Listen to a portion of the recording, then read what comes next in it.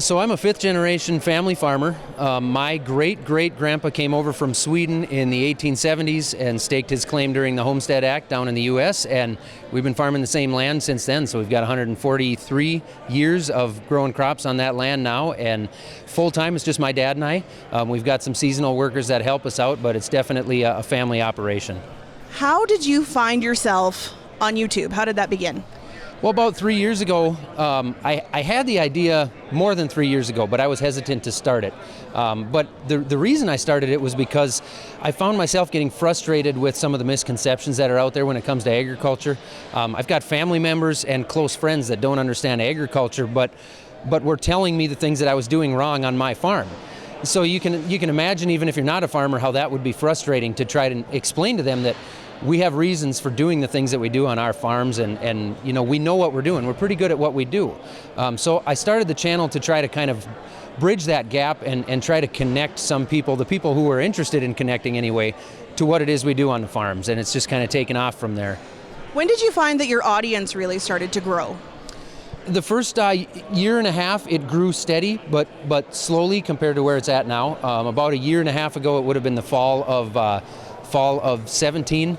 Things just really took off on me, so I started making videos a little bit more consistently, and it just continued to grow and grow and grow, and it hasn't stopped since.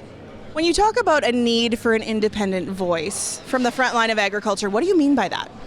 Well, I think it's important that agriculture has a lot of independent voices coming from the front line of agriculture, and I think I'm lucky enough to be in a position where I can try to push that a little bit and hope that some people do step forward and become, you know, to the point where there is more independent voices on the front lines, actual farmers that are out there talking about what it is we do and why we choose to do the things we do, because that's the only way we can communicate to non-farmers about what's really going on and show them who we are as people.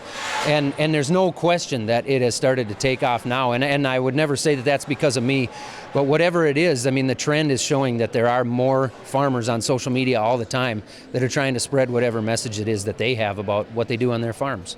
What have you been looking forward to about being at the show, coming from the States, and exploring kind of all the things that are here at Everest Place? Well, the main thing I learned is that you're supposed to say progress instead of progress.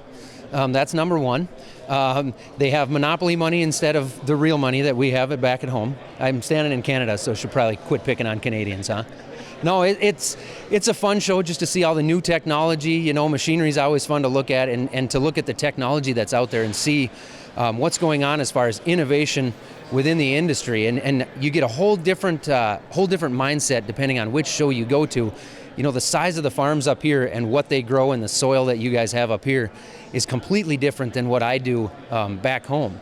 And so just learning from that and seeing what you guys do and seeing how diverse farming actually is and how diverse agriculture is, and getting to meet the people involved with it is always fun.